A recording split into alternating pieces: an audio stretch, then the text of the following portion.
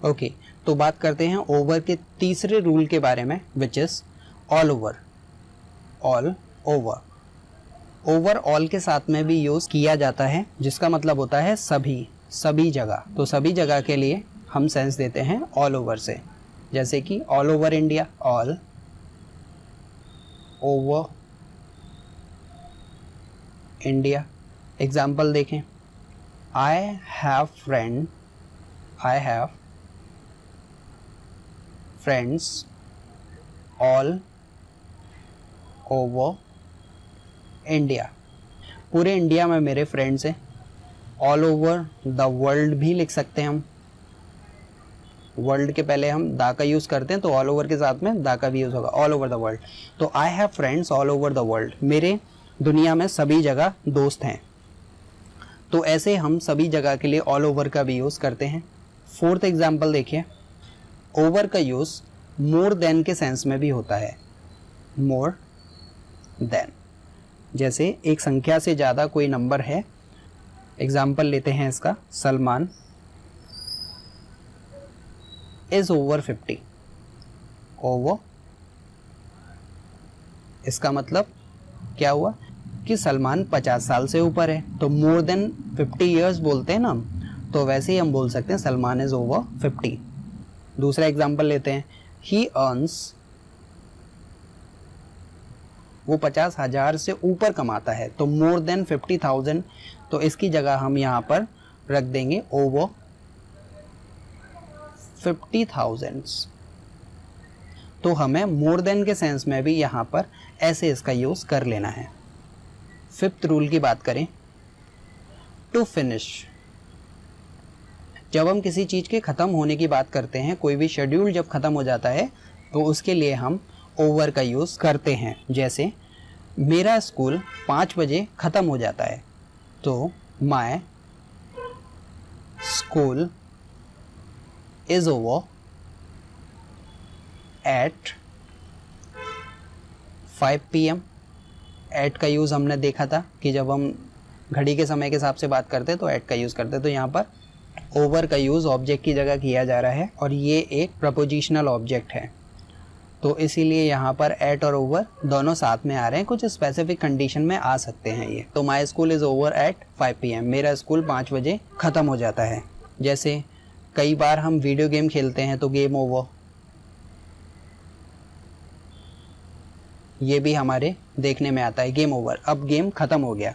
तो ख़त्म हो जाने के लिए भी हम ओवर का यूज़ करते हैं। सिक्स्थ रूल है इसका, टू एक्सेस।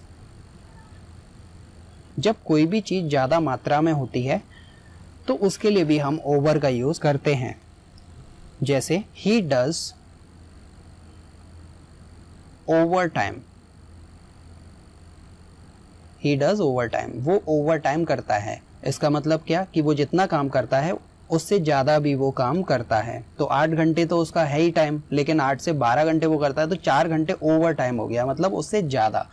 तो ज़्यादा के सेंस में भी हम इसका यूज़ करते हैं कई बार। जैसे SRK, Shahrukh Khan does over acting. ये जस्ट एग्जाम्पल है, I don't mean that Shahrukh Khan over acting करता है, लेकिन ये एक एग्जाम्पल है। SRK डज, सलमान खान रख सकते हैं, या फिर कोई भी एक्टर एक्ट्रेसेस कुछ भी रख सकते हैं।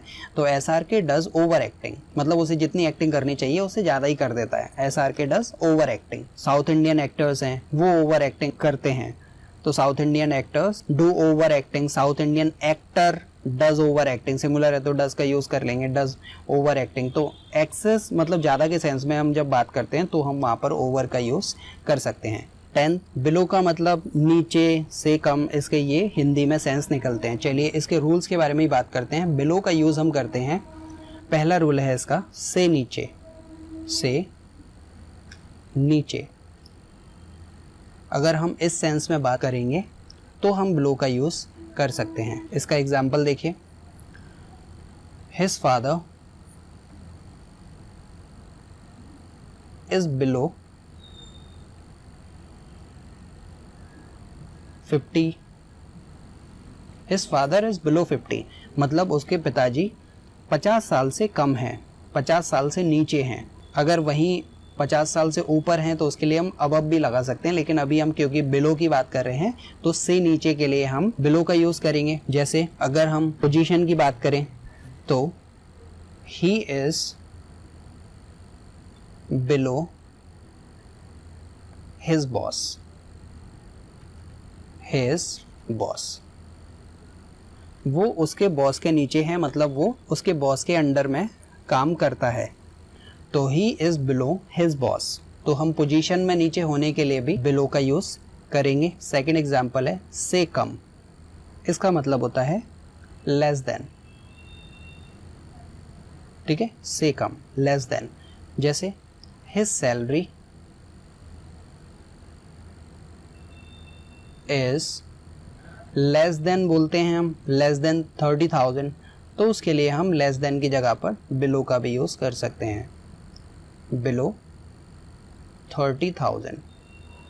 तो हिज सैलरी इज बिलो 30,000, और वहीं पर अगर हम चाहें तो लेस देन भी रख सकते हैं, सैलरी इज लेस देन 30,000, तो वहां पर बिलो का भी यूज हम कर सकते हैं। दूसरा एग्जांपल देखिए, ही अर्न्स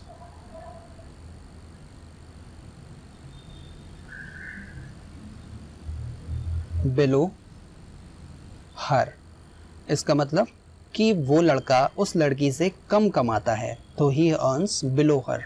बिलो की जगह पर हम जैसे लेस देन रखते हैं तो लेस देन की जगह पर हम बिलो का भी यूज कर सकते हैं।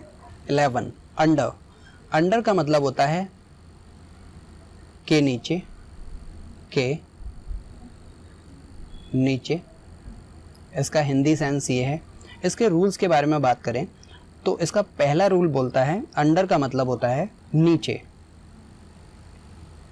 जनरल सेंस में हम बात करेंगे तो इसका मतलब होता है नीचे। अब नीचे मतलब कैसे, सी ये सरफेस है कोई, ठीक है, सरफेस के नीचे कोई ऑब्जेक्ट हो सकता है, कुछ भी, जैसे कि ये छत है और ये नीचे एक आदमी है, तो आदमी के ऊपर है छत, तो इसको हम लिखेंगे रूफ इज ओवर, जो कि हम अभी स्टडी कर चुके हैं। ब्रिज वाला एग्जाम्पल हुआ, अम्ब्रेला वाला एग्जाम्पल हुआ, the bridge is over the man.